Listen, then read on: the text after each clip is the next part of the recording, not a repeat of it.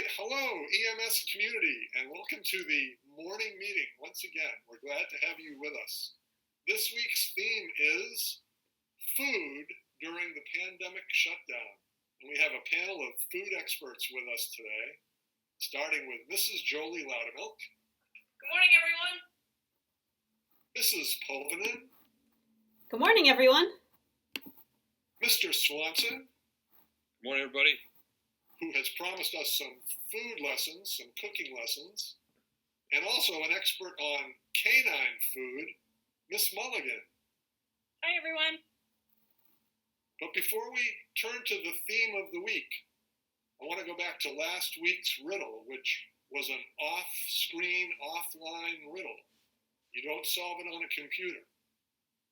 And the riddle was, where can you add 2 to 11 and get 1? Did anybody get the answer? No, I did not. Wow. Miss Mulligan, you're a math teacher. Didn't you get the answer? 11 plus 2 equals 1? I didn't. You stumped me, Mr. Kahn. I'm sure some kids in your class have come up with that answer before. Anyway, the answer is on a clock. If you start at 11 and you add 2, you get 1 p.m. or 1 a.m., depending on where you start. So that was the riddle of the week. Hope you got it. This week's riddle is a food riddle, and it's a pretty good one. I've never come across this riddle before. Name the only fruit or vegetable that is never sold frozen, canned, processed, or cooked. It's never sold frozen, canned, processed, or cooked. So it's only sold fresh. What is that fruit or vegetable? So that's this week's riddle. And with that, while you're thinking about that, I want to turn things over to Mrs. J.L. What about you? Great. Thanks. Hi. Good morning, everyone. So I've been thinking about, during the pandemic, we tend to have bulk orders of things, and kind of toward the end of a couple of weeks, it's hard to have fresh food.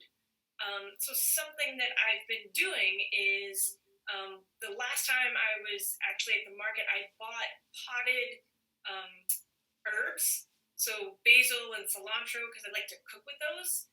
And I find that when I add them to my meals, it just adds a little bit of freshness, because I'm using a lot of frozen vegetables and rices and pastas. So I feel like just that extra bit of freshness really makes it liven up the dish.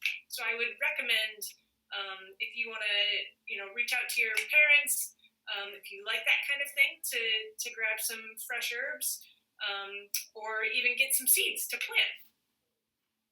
That's a great idea. When I made dinner last night, Mrs. Jolie Loudermilk, I put some fresh basil in my meal. It was delicious. I did. Why are you laughing? I say basil. You say basil. Oh, okay. Basil or basil. So now, let's see. We should turn things probably over to Mr. Swanson, right, for this cooking demonstration? I understand you've been doing some cooking during the shutdown? Thank you, Mr. Kahn. Good morning, everybody. Hope everyone's doing well. I've been doing a little bit of cooking. I can't say I'm a real chef yet, but I'm learning. And, after morning classes, our tutorials, and we work real hard, we all get hungry. I was thinking something that we all could do at home, safely. It's not exciting, but it's tasty. It would be a delicious, toasted peanut butter and jelly sandwich. I think we all could do that. So, here's what you need. You need a toaster. You need to plug it in safely.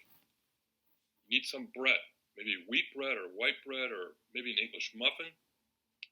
Get some delicious peanut butter out of the cupboard, or sun butter if you don't want peanut butter.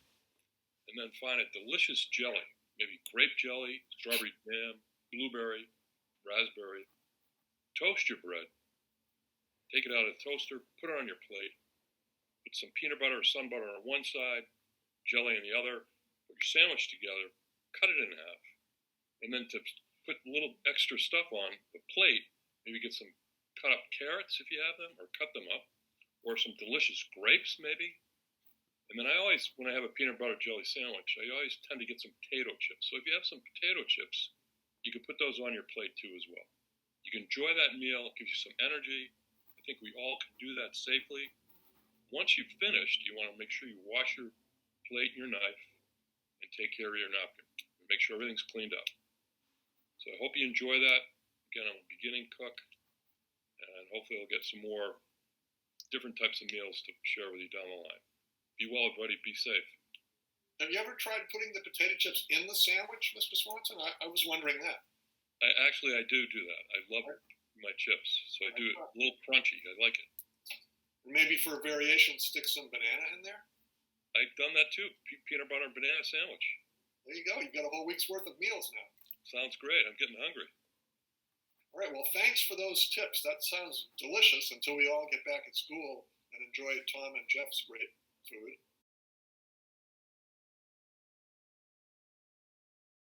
Well, I'd like to share with everybody my favorite experience with food, and that's when I go to George's restaurant in Gloucester. It's a great breakfast and lunch place, and you know what? I invented a sandwich there. I came up with a sandwich that reminds me of Fenway Park because it includes sausage and peppers and onions and cheese and a grilled bagel, and the owner of George's, Dean, let me name the sandwich, and he came up with the name, the Carl Sandwich. So whenever I go there, usually on a Saturday morning, I order a Carl Sandwich. It's become so famous that even parents at Landmark have gone into George's and ordered a Carl Sandwich. You know, I wish I was wearing my George's t-shirt because that's how much I like George's. And another good feature is that I get to meet with friends that I've met while going to George's who don't work at Landmark, who I don't see in the community that much, but who I've become great friends with just by sharing a breakfast with them. That's how the Breakfast Club started, actually. So that's my way of doing the Breakfast Club at school, is sharing the day to get started and having a good conversation. And it all started at George's. And now, moving over to Miss Mulligan, what about our hungry animal friends? Yeah, certainly. I know I've been doing a lot of baking for myself and other family members, and I thought I can't forget about Clancy and Murphy. They're always there at my feet anytime I'm doing any work in the kitchen. So thankfully I had some items stocked in the cabinet that had been on hand there, and I was able to use a recipe that I got from Maggie and was able to create delicious pumpkin peanut butter treats for the boys this morning. So I actually have some different little treat molds, so I was able to press the batter that I made into those and cook them. They had to cook for about 40 minutes, but when I tell the boys that there's pumpkin peanut butter treats, they come flying through the door, eager to gobble those up. So don't forget about your furry friends when you're doing your cooking at home. That looks delicious, Miss Mulligan. I'm glad we were able to pause to take a look at those. All right, and now, speaking of taking a pause, Mrs. Pullman, what do you have for us? Sure. I was thinking a little bit how sometimes if you have a lot of class meets during the week, you might feel pretty rushed around breakfast or lunchtime, and how important it is to be mindful when we're eating and use even 15 minutes to take a break and really eat and relax, not have to eat in front of your computer or while you're doing work, but take time just to eat, be with family maybe, even just be by yourself and relax for a few minutes, take a few deep breaths. Definitely healthier for our bodies to be eating and to be mindful of what we're eating and take our time and enjoy the food. So as always, why don't we do a little relaxing together? We'll do 15 seconds of stillness again. Maybe you'll think about what kind of peanut butter and jelly you're going to make, whether you're going to add potato chips or banana. And if you make one this week, maybe you can even take a picture or a video and send it to us. We'd love to see what you put together. Oh, great. So what we'll do is 15 seconds of stillness. You can close your eyes or look down, and We'll let you know when the time is up. Okay, go.